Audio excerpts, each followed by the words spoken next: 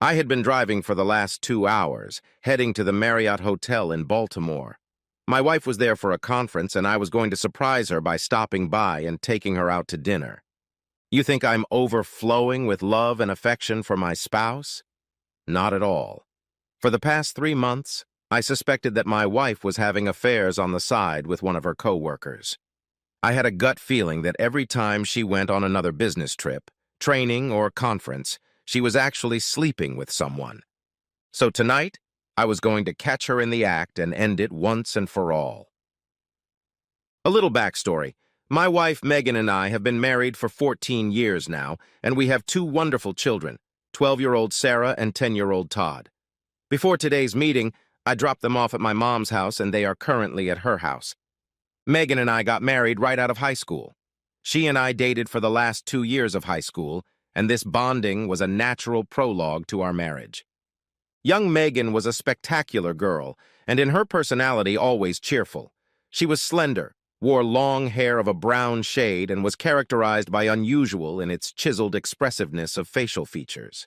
Megan's figure even now looks so flawless that not a single extra gram of fat can be found in it. In general, I always thought we had a strong and loving marriage, until about 3 months ago when I began to suspect that something was going wrong. At first, it was some little things that I couldn't understand or explain. I didn't want to pester Megan with questions about it, much less confront her about it, because I was afraid of seeming somehow paranoid or jealous. The location of her work seminar today was set close enough that I could swoop in unexpectedly and possibly catch the harlot right in the act. I grabbed my business briefcase from the car and approached the receptionist in the hotel lobby. "Hi, I'm Phil Jenkins." I smiled briefly and introduced myself at the front desk in business style. "My wife Megan is here for an insurance conference and informed me that she was staying in room 214. She said I could get my key here." After tapping on the computer keyboard and checking the records, the clerk nodded and turned around to take the right key. "May I see your ID, please?" he asked before handing it to me. "No problem. Good of you to ask," I complimented, pulling out and showing my driver's license. So the key was received and clutched firmly in my fist, but I was nervous as hell as I walked to the elevator. All sorts of thoughts arose and bounced chaotically around in my head. What will I do when I catch her? What will I tell her? To both of them. What should I do when I get to the room door? Knock or just barge in? What if besides the lock the door is locked with a safety chain?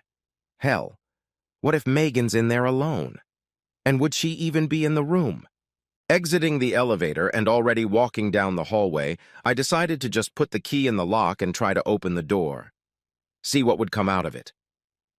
I tried to be as quiet as possible, literally advancing the key in the lock 1 millimeter at a time and barely audibly unlocking the door. I cautiously opened it, to find Megan sitting half-turned toward me at the desk with her open briefcase and doing paperwork. Apparently sensing something, she abruptly turned around and jumped up in her chair, shrieking in surprise and clasping her hands to her chest. "Damn it, Phil, you scared the hell out of me! What the hell are you doing here?" she exclaimed, gasping with fright mixed with irritation. "Hello, darling. I had some free time, so I thought I'd drop by and invite you to dinner," I said, my main version of the story justifying my unexpected visit. "Great. You're staying the night, aren't you? I'm sure I could use a little company." Megan, who had recovered from her daze, stepped closer and kissed me soundly. Well, it looked like my grand plan to catch my cheating wife had fallen apart and failed miserably. "Do we have time to fool around for a quickie before we go to dinner?" I asked, hopefully. "Hey, I need to shower first, but I'll tell you what." She put her fists on my waist and tilted her head to the side. "How about a quickie before I rinse off? After we get back from dinner, we'll have all night to do whatever you want," she purred playfully. Megan quickly undressed and threw her clothes on the floor. With a wide grin on her face, she easily got up from her knees, turned around, and headed to the bathroom to take a shower. I took advantage of the respite to clean myself up and collapsed onto the bed. Looking around, I noticed that Megan's makeup bag was on the dresser against the wall. I got out of bed and went over to see if she had any aspirin to get rid of the headache that throbbed in my temples from the tiring drive. I didn't find any pills, or I just didn't get to them in time, because my eye caught something odd in the side pocket of her purse. I stuck my hand in there and pulled out a 6-pack of condoms. Holding them in my hand and staring at them dumbfounded, I took a few steps backward and collapsed back onto the bed. The thing was, after Todd was born, Megan had started taking birth control pills. They made her sick all the time, so we decided that I would get a vasectomy. We haven't needed to use any birth control since. It was nice to be rid of any problems and concerns with condoms and the pill. Naturally, now I immediately had a valid question. What the fuck are those rubber bands doing in her makeup bag, and even in such quantity?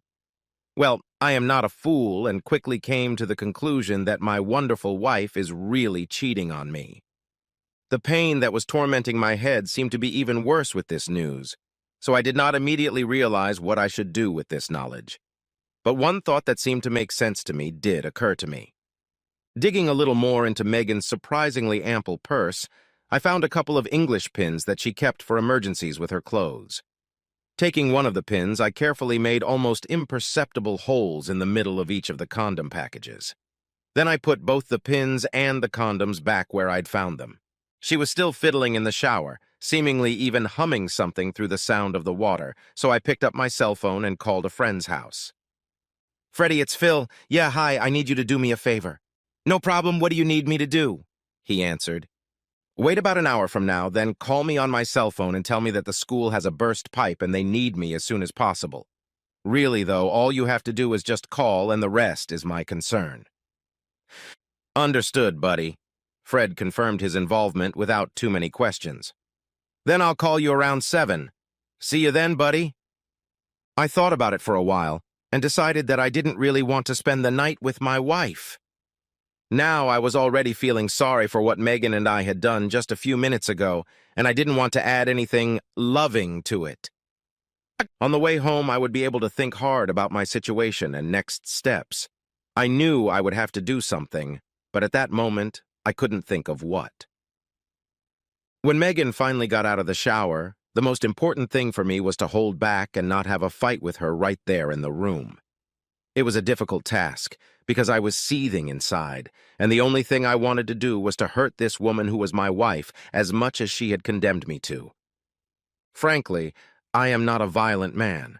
I never lose my temper and try to remain calm in any situation.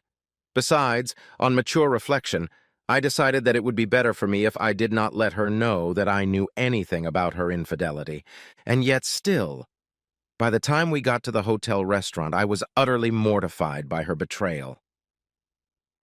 "Order whatever you want, honey. I can pay for it," I offered Megan as nonchalantly as I could. "Well, I'm not that hungry," she said uncertainly as she studied the menu. "I think I'll just have the small filet." "That sounds good to me, too," I agreed. "How about adding a bottle of pink wine to the order?" After the waiter took my order, I couldn't help myself. I had to probe a bit, asking a couple of seemingly innocent questions.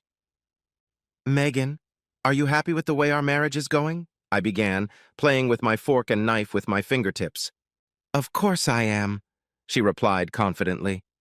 "I have a beautiful home, 2 wonderful children, and a loving husband. What more could I want?" "Oh, I don't know. I guess sometimes I just wonder if I'm doing everything I can to make you happy. I'm so lucky to have such an amazing wife. Sometimes I have to pinch myself to believe it's true." I had to put a smile on my face. "Oh, you silly man," Megan cooed with an elusive tenderness in her voice. "Is that why you came all this way to see me?" "Well, honey, I don't think you have anything to worry about. I'm perfectly happy and content, and you, for your part, are doing the right thing. I couldn't wish for a better husband than you." The waiter brought our orders, and Megan and I spent the entire dinner making small talk about nothing. Just as the plates were being put away, my cell phone rang, the call I'd been waiting for. Apologizing to Megan, I walked out of the dining room and into the lobby so as not to disturb the other diners. Holding the phone to my ear, I waited a few minutes and went back out. "That was Freddie," I informed my wife as she looked at me questioningly. "The water main at school has burst, and I honestly need to get back there as soon as possible. I'm sorry, but I'm going to have to cancel our night together." There was a look of disappointment on Megan's face, and at that moment I couldn't tell if it was real or not. For her immediate future, though, it didn't matter whether I stayed or left. Either way, she would answer for betraying my trust. As we entered the elevator, Kirk Langford was just getting out. He was the business partner Megan always seemed to be traveling with. "Oh, hey, Megan." He slowed down. "I went to your room to see if you wanted to have dinner, but no one answered my knock. I can see why now." He held out his hand to me and introduced himself. "Kirk Langford, and you must be Phil. Megan talks about you all the time." "Phil came to stay with me for the night," Megan explained. "But there's been an emergency and he'll have to come back. I guess I'll have to sleep alone again tonight," she said with a sigh. It wasn't easy to shake hands with this wife's co-worker and put a nice smile on her face. As my wife and I rode up in the elevator, I had to bring up a topic that had been bugging me again.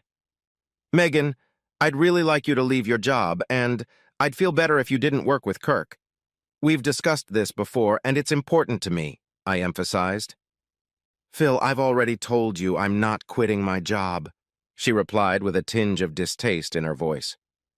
"I love what I do, and I'm learning a lot from Kirk. What you really need to do is get over your paranoia about me and Kirk." We made the rest of the way back to the room in silence. I picked up my unopened bags, and after a quick, sloppy kiss, I headed home.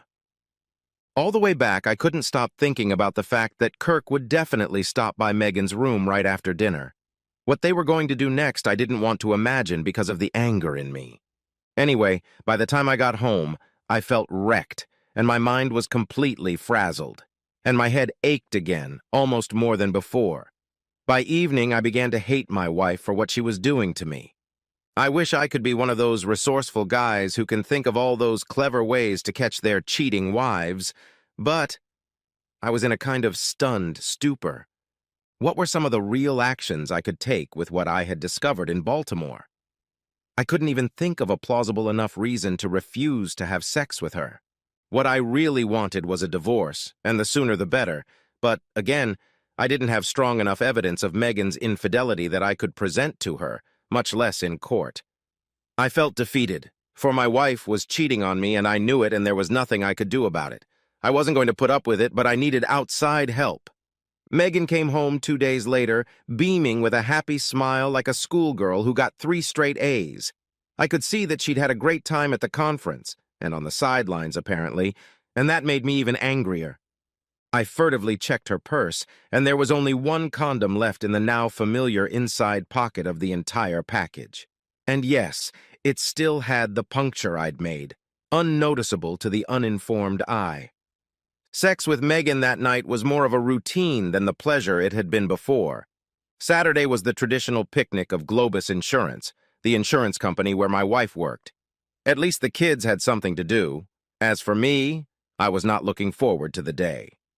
I couldn't escape the idea that some of the employees of the company knew what was going on, and in a way I felt like a cuckold.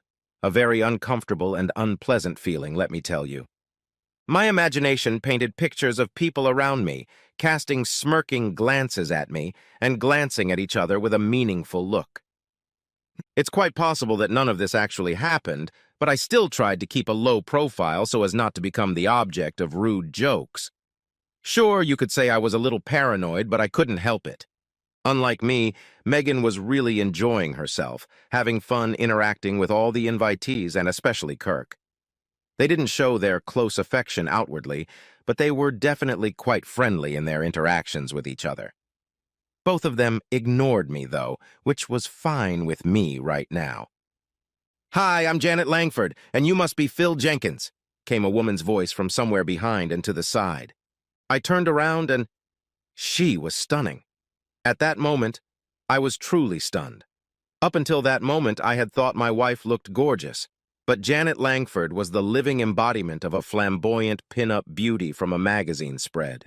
Her head was adorned with long brown hair, and her face was magnetized by big blue eyes. Janet's figure was striking in its perfect proportions, even though she was small in stature. The million-dollar question: why would Kirk Langford cheat on such a beautiful woman? "Oh, I'm sorry," I said, feeling myself blushing. You caught me daydreaming. Hi. Yeah, I'm Phil. Nice to meet you. We can go somewhere and talk. Preferably someplace where there aren't any kids or noisy people around, she asked, casting a concerned look in the direction of the busy crowd. Sure, let's walk along the lake, I suggested eagerly. It seemed like no one here would miss me. Me neither, she said with a casual wave of her hand. About 100 meters away from the picnic area, there were a few nice benches with a scenic view of the lake in relative seclusion. We settled down on one of them. I'm all ears. What would you like to talk about? I asked her, interrupting a brief pause. Janet seemed to be in a quandary, hesitating to answer. It's difficult for me. I don't know how best to tell you, she corrected herself. You about it.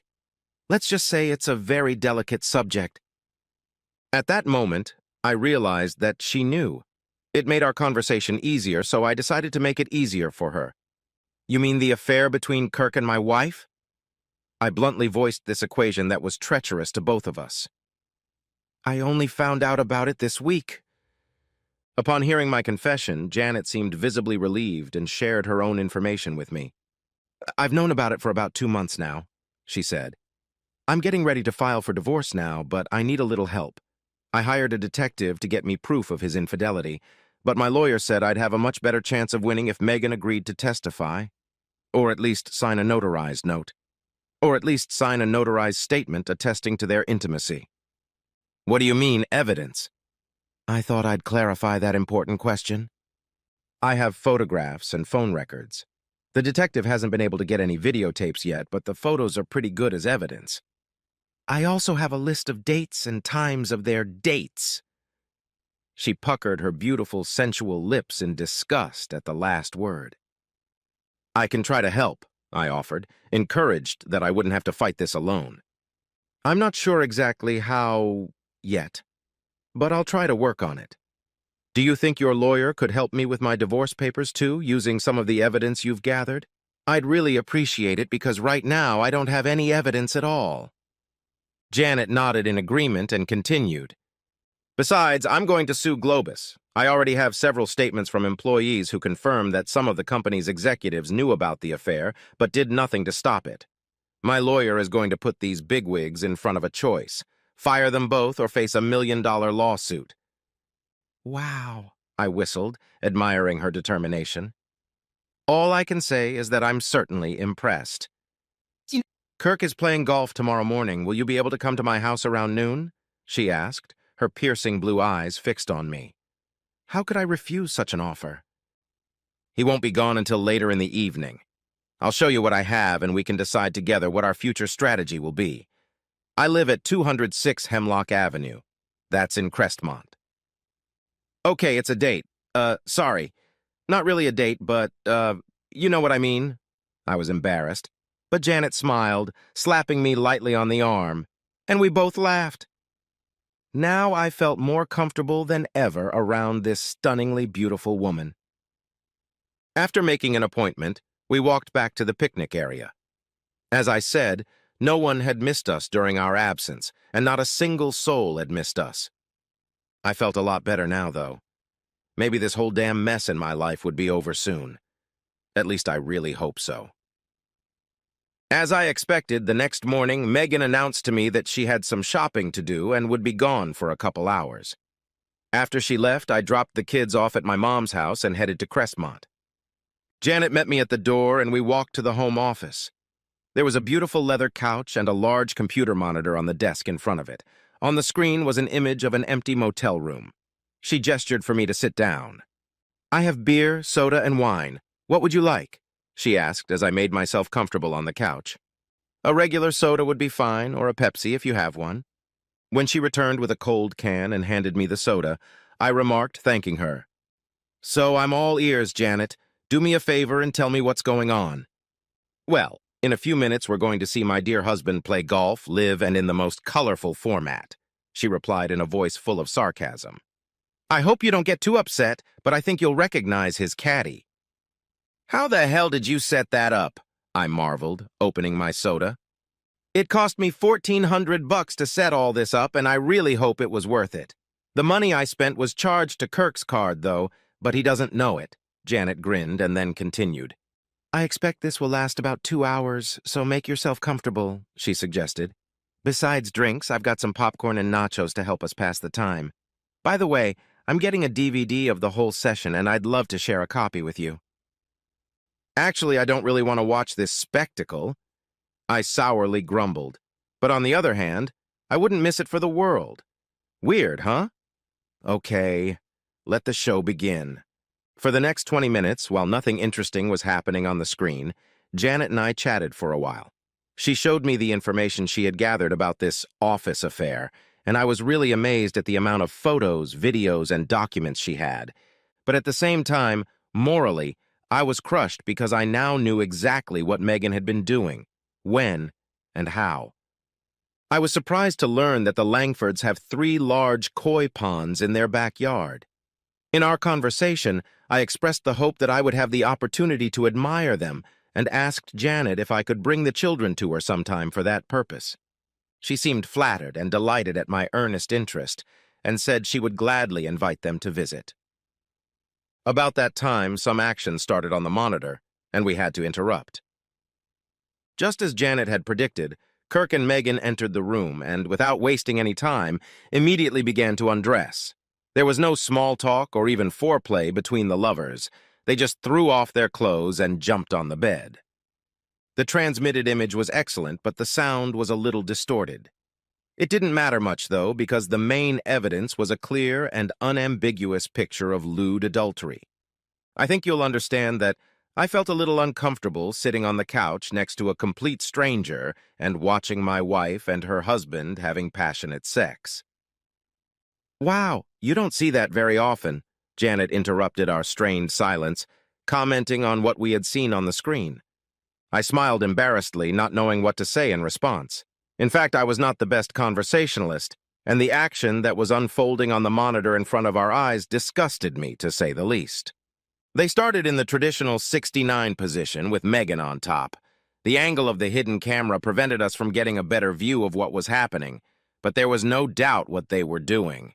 I had to admit that they were acting like a perfectly cooperative and coherent team, and from the looks of it, they were having a lot of fun together. Their bodies were moving faster and faster as they approached the finish line. Janet, I hate to interrupt the show, but do we have to watch this? I turned away from the screen and addressed the lady of the house. I guess this is something you don't want to see, she said sympathetically. That's right, I agreed with her. To be honest, it's not the most pleasant thing to watch my wife having sex with another man, especially since I feel a little bit like I'm having sex with another man. Especially since I feel a little uncomfortable with you sitting next to me. Well, it's all automatically recorded, she waved her hand. And thanks to those recordings, we'll have all the evidence we need for the lawyers. We don't have to look any further than that, and I can't say I got any pleasure out of this movie either. Anyway, the plot seems pretty predictable. What now, Phil? Are you going home or what? Janet asked. I was actually hoping you'd show me your koi ponds. I think they'd be much more interesting to watch than 2 hours of sweaty puffing. Janet's eyes seemed to light up with excitement, just from the fact that I showed interest in her favorite hobby. She jumped up from the couch, and as we walked to the back of the house, I could hear Megan squealing from the video, apparently having reached another orgasm. As we stepped out into the fresh air, I couldn't escape the thought that I was in for a more enjoyable time than my wife. Janet's 3 ornamental fish ponds were truly marvelous. I was particularly interested in the intricate pumping and water filtration systems, having worked as a plumber for some time before taking a job at the school. According to Janet, Kirk didn't help with her hobby at all, and she had to find and hire people herself for all the work required with laying pipes and installing pumps. Upon hearing this, of course, I offered to come over and help her anytime Kirk went off to play his favorite golf. Honestly, I wasn't trying to hit on Janet. I just wanted to learn more about the carp ponds. However, spending more time with this spectacular woman was an added nice bonus for me. Only after a few hours, which seemed to fly by too quickly, did we go back inside. The picture on the monitor showed that the motel room was already empty, so we decided it was time for me to head home too. Janet promised to call me when Kirk had another round of golf, so I could visit her again, with Sarah and Todd. The next few weeks were difficult. Every time Megan showered, I checked her purse. Just amazingly, there was always a new supply of condoms in the hidden pocket. I couldn't figure out when she had time to use them all. I hooked a temporarily expropriated English pin on my keychain and used it every so often to methodically poke holes in the condoms she'd prepared while waiting for Megan to suddenly want to pay her sister a visit. In the days when Kirk was off hitting white balls on the greens, in the evenings our children would go on and on telling Megan about their visits to the lady who has many, many koi. But she never seemed to take any interest in their tales. Sarah and Todd showed her pictures of the fish they'd drawn themselves and talked about the names they'd called them. But Megan never made the connection between Kirk's wife and the koi owner. She seemed relieved that I could keep the kids occupied while she slept with her sex maestro. I made 2 more attempts to convince her to quit her job and stop seeing Kirk. Both times I got the same rejection, and the second one was disgusting in its form. Among other things, I had to make up all sorts of excuses not to have sex with her, to which Megan responded with several scathing barbs about my manhood. Her derogatory epithets hurt my self-esteem a bit, but it made it easier to justify all the actions I've been taking lately. Tuesday night, she finally dropped the expected bombshell. "Phil, I've been feeling overly stressed lately. I'm going to take a few days off from work and go visit my sister for, I think, about a week. What do you say you could watch the kids while I recover a bit?" "Hey, I totally understand," I responded immediately. "You work a lot of overtime and stay in the office late. So yes, I think it would be good for you to relax and rest. A trip to your sister's house is much better than a whole year of psychiatrist sessions and also much cheaper. You go and have a good time, and I'll take care of everything," I told her. "Oh, I'm so glad you understand." Megan's voice was oozing with honey. "All this overtime is necessary for the good of our family, but I think I've been working a little too much. I had trouble sleeping that night. My thoughts kept revolving around what I had to do the next day. What I was really glad about was that it was finally time to take action." Megan's sister, Nancy, and her husband, Brad, lived about 3 hours away. Brad was basically a nice guy, but alas, a complete tosser. If Nancy said jump, Brad would jump without hesitation. The best part was that there were 2 abortion clinics in the town where they lived. Of course, I had prepared myself for the expected development, and I already had the names, addresses, and hours of operation of both clinics. I even familiarized myself with the terms of the agreements that were required for women to be served at each. Both clinics required a 2-day preparation period before the abortion for the patient to be examined and various tests to be taken. This meant that the closest date Megan could make an appointment for the procedure was Friday, assuming her first appointment was on Wednesday. I decided that Megan would try to get it done as soon as possible so that she would have a few days to recover before returning home. That left me with a day and a half to plan my own course of action. No problem. After Megan left to rest and recuperate her fallen strength, I began to organize my own affairs. I had to explain to my parents what was going on. It was hard to admit that my marriage had failed, but my dad and mom understood and supported me. The kids were happy to stay with them for a visit, and Dad's pickup truck would come in handy for hauling Megan's stuff. I called my attorney, who informed me that he had already prepared all the necessary paperwork so I could pick it up Thursday morning. Janet's papers were also fully prepared, and she had arranged for Kirk to be served at the same time Megan received her divorce papers. The only problem with my plan was that I felt I had to give Megan one last chance to make things right. I didn't hold out much hope for that, though. The rest of the day, Dad and I were busy packing and packing Megan's things. Thursday morning, after 3 hours of driving, I arrived at the first clinic. It was closed. There was only one left, called Planned Parenthood. I approached the receptionist with the most confident look I could muster. "Good morning, my name is Phil Jenkins. My wife Megan said I should come in and sign a consent form." "What kind of form is that?" The lady looked at me blankly. "I'm sorry, I don't know the exact name of it, but as far as I can tell, it's a form that says I understand everything that's going on with my wife, agree to it, and won't sue, or anything like that," I explained. "Wait a minute. The lady ran her fingers over the computer keyboard and then stared at the monitor. Uh-huh. Uh-huh. That was Megan Jenkins, right? Yes, that's right. Do you need my ID or anything else? I asked, beaming with eagerness to show my driver's license. She shook her head in the negative and clicked the mouse for a few more seconds, checking my wife's information. Her sister had already signed for her, but your signature would really be better. Wait a minute. I'll get her file. Bingo! Now I just had to get through the next couple minutes. The admin lady put the form in front of me and asked me to sign just below the signature left by Nancy.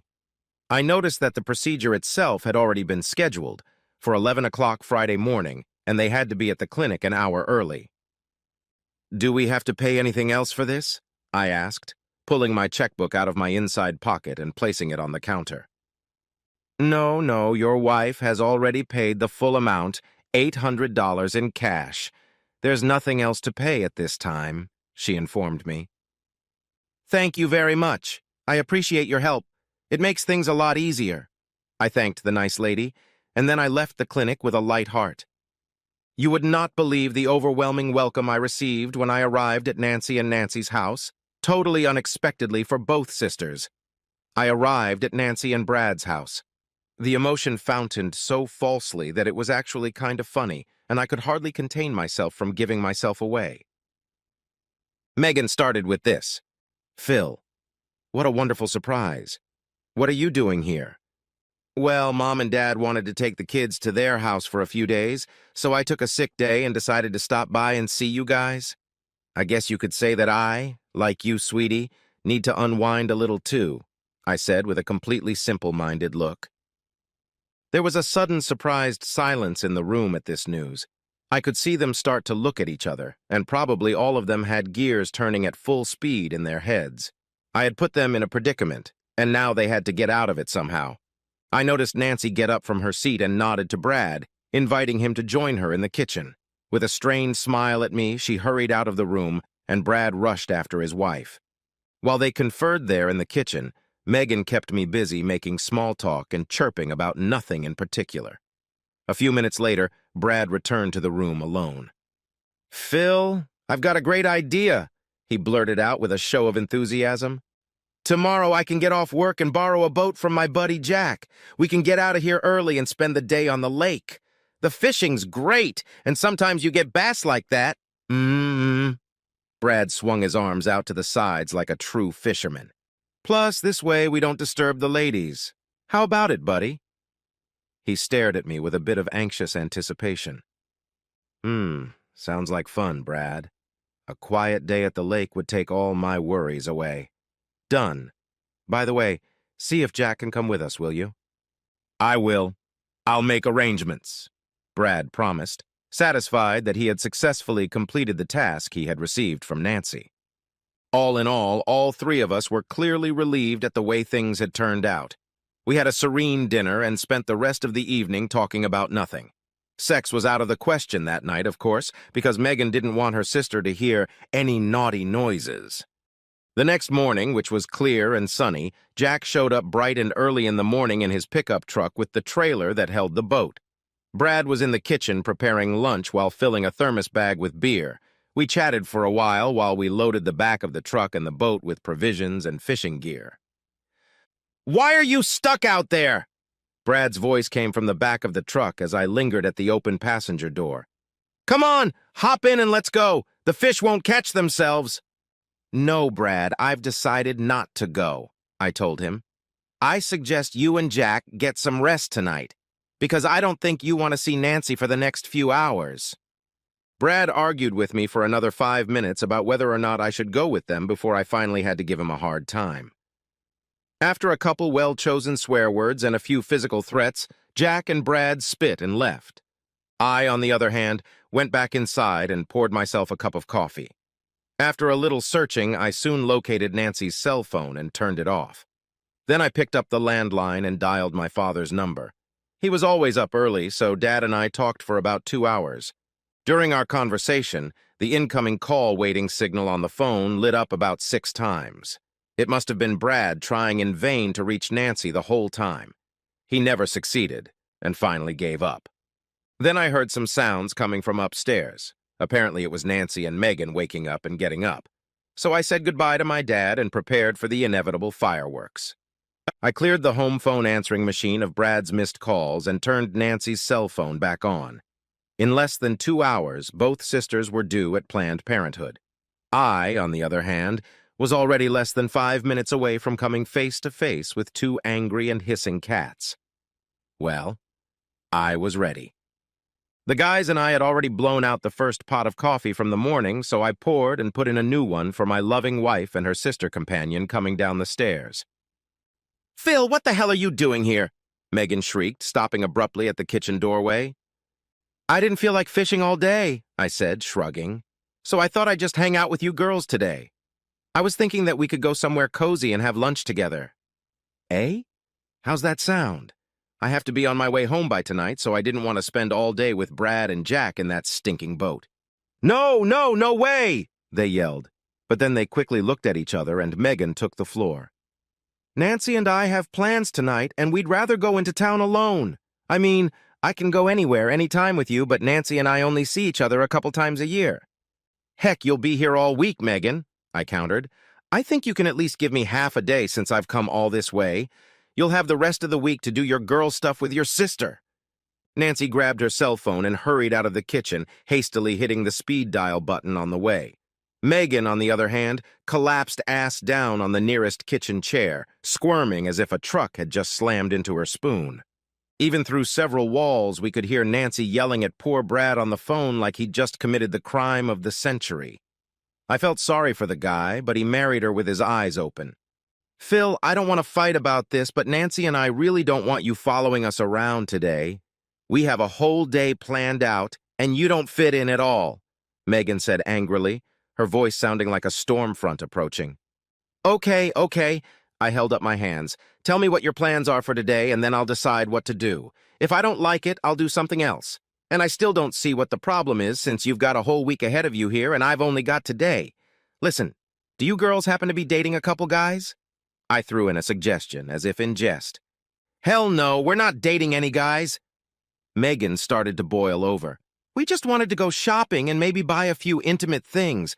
Bras and panties and sexy nightgowns. And we don't really want you hanging around and ogling all that stuff and us as we try it on." "Well, most of these stores are in the mall, so I can do other things while you're in the fitting rooms," I said nonchalantly, not intending to make things any easier for the two conspirators. "We'll go to the center together, and there I'll do my own thing and won't bother you. Seriously, girls, you won't have to worry about entertaining me. And when it's time for lunch, I'll take you somewhere fancy to make up for any inconvenience I might have caused," I suggested, shifting my innocent eyes from Megan to her sister, who had reappeared in the kitchen. Nancy stood in the doorway, pouring bile and glaring fiercely at me. Still, she didn't say a word, apparently waiting for Megan's decision. My wife realized she was not going to change my mind and seemed ready to give up. Finally, Megan, after playing with her jowls for a few seconds, stood up abruptly and dropped it. "I need to go get dressed," since they were both still in their house robes. As she left the kitchen with a brisk stride, Nancy looked back at me, barely able to stand in the doorway. You're a real boring asshole, you know that?" She spat in my direction. She turned and followed Megan upstairs, and a wide, satisfied smile spread across my face.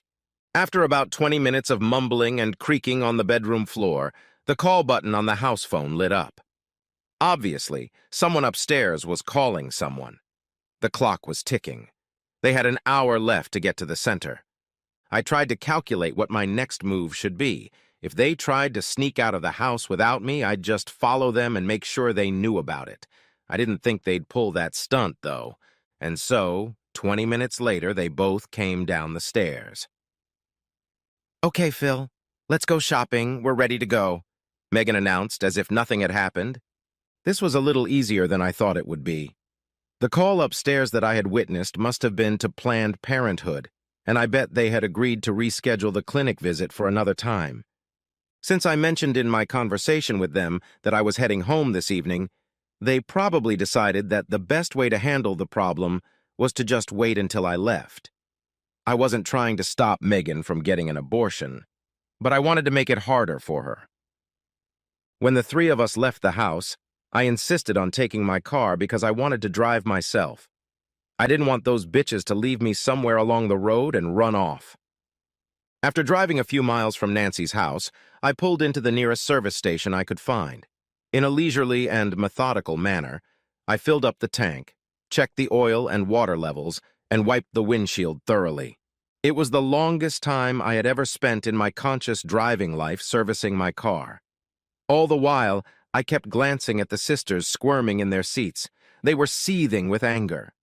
So my plan was working and in the best possible way. When we got to the mall, I parked farther away so we could walk around properly. Once our little group was inside the mall, I pretty much left them alone. Even though I kept an eye on them from afar, I didn't care at all what they were doing or what they were buying. They didn't seem to be having any fun. They spent most of their time talking emotionally and gesticulating nervously.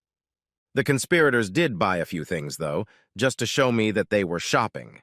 I tried to stay in the shadows, but at the same time, not let them out of my sight. Definitely the heated discussion between the sisters was about something serious.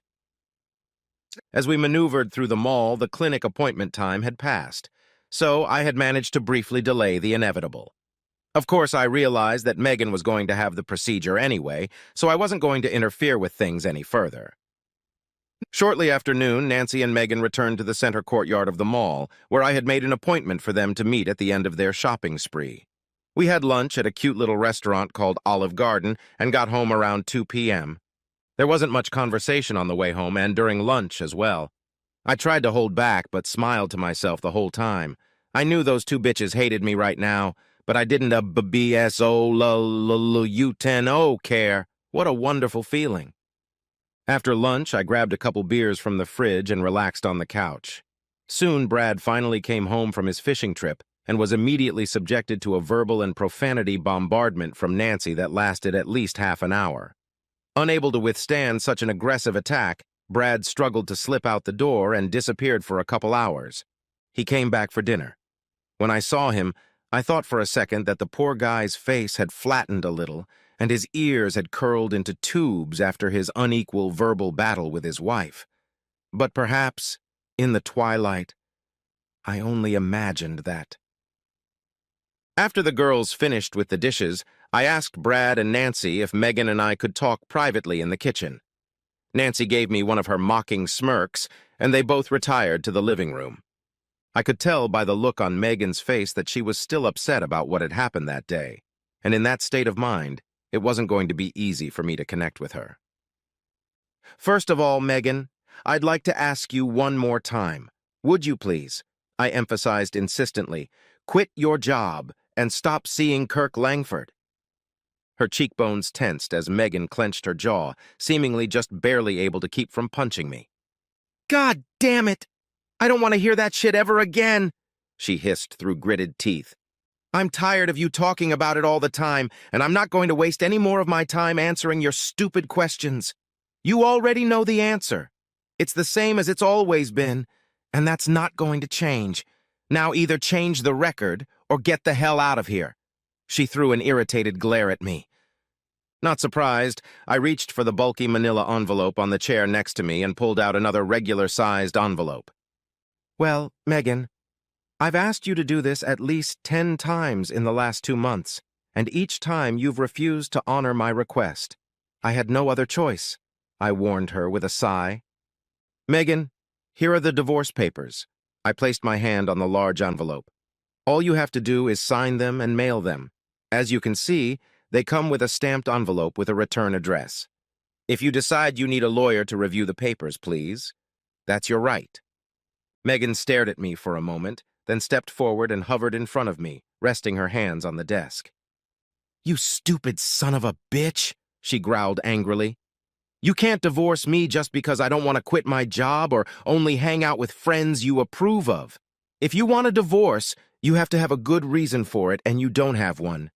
She pushed away from the table and stepped back, sitting back in her chair and leaning back. The look in her eyes was cold and hard. The straightened back and arms crossed over her chest also signaled that my stubborn wife was not going to compromise. I think it's time for you to come home and get a grip, she continued. I'm your wife, and I'm not going to leave my home and family just because you don't like where and with whom I work. Well, then it was time to counterattack. Megan, why did you come to visit your sister this week? I asked in an even voice. What a witty question. She snickered. You know why? We discussed it before I came here. It was a lie, and you know it, I said in the same measured way. So what was the real reason? Come on, tell me, since you're such an all-knowing son of a bitch, the liar sneered again. Megan, why did you and Nancy go to Planned Parenthood on Wednesday? Looking her in the eye, I laid out my first trump card. The kitchen was suddenly very quiet. My favorite wife seemed to shrink a little and began squirming slightly in her chair. Some of her bravado seemed to be gone, too. I don't know what you're talking about, she mumbled a few tones lower. I leaned over the table, bringing my face close to hers, and asked in a quiet, grim tone, For what purpose did you pay Planned Parenthood $800 in cash? Bams! And here comes blow number 2, which seems to have resulted in a bit of a knockdown, for there was no response at all from the other side of the table this time. Megan seemed to be looking in my direction, but her gaze seemed to be fixed anywhere but on me. It was obvious that she was feeling quite uncomfortable right now. I could even hear her swallow, as if she had something unpleasant tasting stuck in her mouth. So why did you have an appointment at Planned Parenthood for 11 in the morning? What exactly were they going to do for you for the $800 you paid them? I continued to press Megan, giving her no time to breathe and make up new lies. God damn it, stop bugging me about something you have no idea about. None of your damn business why I was there or what I was doing. The wife's anger flared up, causing her to raise her voice. Megan, Planned Parenthood does abortions. I countered her attacks with my knowledge. You know it, I know it, and everyone in this town knows it. And since I gelded myself for your convenience a long time ago, why on earth would you want an abortion? I don't think your surgery went as well as you think it did, she said. Maybe you should get yourself checked out. In response, I pulled out another envelope waiting for my turn. Here are 3 lab reports. 2 months ago, 1 month ago, and last week. I only shoot blanks in bed, and I have all the paperwork to prove it. Now, Megan, you want to show me the Planned Parenthood report that says you're not pregnant? You son of a bitch, she snapped, unwilling to give up even in the face of the obvious and undeniable facts. But it still wasn't enough to justify a divorce. Why the hell don't you just admit that you've been messing around with Kirk Langford for the last 6 months and be done with it? We're both adults and we know what was really going on, and you continue to blatantly lie and twist. I couldn't take it anymore, and this time I snapped. Because you have no proof that I did anything with anyone but you, she cut me off. And anyway, I don't want to sit here a minute longer and listen to you rant about something that never happened. So you never had sex with Kirk Langford? I said no, she exploded. I'm your wife and I've only had sex with you. Then how the hell did you get pregnant? Did the Holy Spirit descend upon our sinful earth for the first time since Jesus and bring about the second immaculate conception? There was a heavy silence between us. A nervous Megan bit down hard on her lower lip, her eyebrows pulled together, and an anxious crease appeared on her tense forehead. There was no way she could answer that question without incriminating herself. I pulled a stack of photos out of my trusty manila envelope. 6 colorful photos of Megan with Kirk appeared on the table. Her face was pale now. Did you sleep with him? I asked a new question. There was no answer, so I laid out on the table a solitaire of 6 more pictures of them making friends with their bodies in different positions. When I put another stack of pictures on the table, she couldn't take it anymore and started yelling at me. Stop it, goddammit, enough! Okay. I see you've been spying on me, Megan snorted with venom in her voice. I would have thought she would break down and be ashamed of her betrayal, but no such luck. I was the main accused again. You're a sneaky son of a bitch, you know that? She attacked me angrily. If you knew something was going on, why didn't you just stop it like a real man? No, all you do is snoop around and take pictures like, like some dirty pervert. I'm sick of your pathetic whining.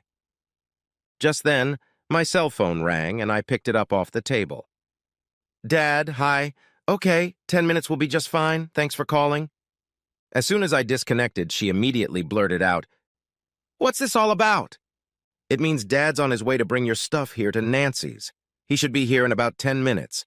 By the way, our house has new locks. If we forgot to pack anything, just let me know and I'll pass it on to you."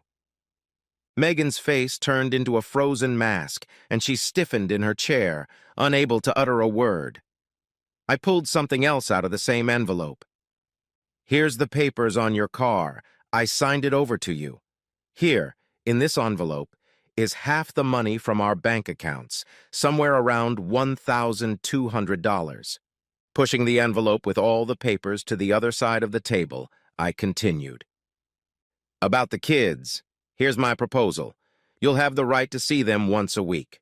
Once a month, I'm willing to let you stay in the house overnight, provided you make a written statement about your relationship with Kirk Langford and have it notarized. Oh, I almost forgot." I put my thumb up. "I still have the DVD I didn't get a chance to show you. It's a tape of you and Kirk's visit to the Scandia Motel on May 10th. The video is 2 hours long, and it shows you two tumbling around and doing all the things in these pictures." Gathering all the pictures from the table into a stack and waving them in the air, I said, "Just so you know, I personally didn't take any of them. I really didn't care what you did with him. I just really don't like being made a fool of. One last thing. I'd like to leave you this souvenir, a memento of our former love." I took the English pin off my keychain and held it out to Megan across the table. "What? What the hell is that?" she mumbled, staring at the little object glistening in my palm like it was some kind of disgusting insect. "That, sweet wife, is the pin I've been poking little holes in all your condoms for the last 2 months. I wonder if you know that you've used 48 rubber bands in the last couple weeks alone? Apparently, old Kirk has been getting more sex from you than I ever dreamed possible. He's a fucking lucky man." "You pathetic little weasel," she shrieked. That's the most fucking disgusting thing I've ever heard of. You really are a filthy bastard." "No, honey, the most disgusting thing is sleeping with some asshole you're not married to. I may be a bastard, but you're the ultimate cheating whore." Outside the windows, I heard the sound of an approaching car. Rising from the table, I tossed the English pin that had played its part on top of the manila envelope with the documents and photo. "Now, if you'll excuse me, I have to run. I see Dad just pulled up to the house. By the way, in case you haven't noticed, you never apologized for what you did, and you never apologized once. I don't think you deserve to be my wife. Goodbye, Megan, and enjoy your abortion on Monday." When I finally walked out of the kitchen, the sounds of her sobbing came from back there. Nancy rushed out of the next room like a sow hen to comfort her sister, and Brad followed me out onto the porch. "What the hell are you doing, man?" he exclaimed, grabbing my arm. "You two have been married for 14 years. You can't throw that all away over some misunderstanding." "A misunderstanding? Brad, do you know the exact reason my wife came to visit you and Nancy?" I asked him sarcastically, carefully releasing my sleeve. He stared at his feet for a few seconds as if pondering. Then he looked up at me apologetically. "I'm sorry, Phil. Let me help you unload the truck." It took us about 10 minutes to unload the truck. Megan's wailing and sobbing had been going on and on from the kitchen the whole time. I didn't know what she was crying about, and frankly, I didn't care. Epilogue. Kirk and Megan were fired from Globus the following week. Megan refused to sign the affidavit. However, her lawyer said he had a strong enough case for trial without it. After leaving Nancy and Brad's house, I never heard from my loving wife again after that evening. She didn't even show up to visit the kids. They didn't seem to mind and didn't miss her much as they had developed a good bond with Janet. We spent a lot of time together, basically as one big sociable family. During this period, Janet and I didn't have sex or even talk about it. We weren't going to do anything that would jeopardize both of our divorces. The kids and I learned a lot about Koi and had a great time watching them. Finally, 4 months later, Both divorces were officially finalized. Megan never fought the inevitable, but Kirk went down, kicking and screaming loudly. He lost his house, all of his monetary investments, and was eventually forced to pay large monthly alimony payments. A few days before Christmas, Megan did show up on our doorstep with gifts for the kids. I was polite to her and didn't do anything to spoil everyone's holiday cheer.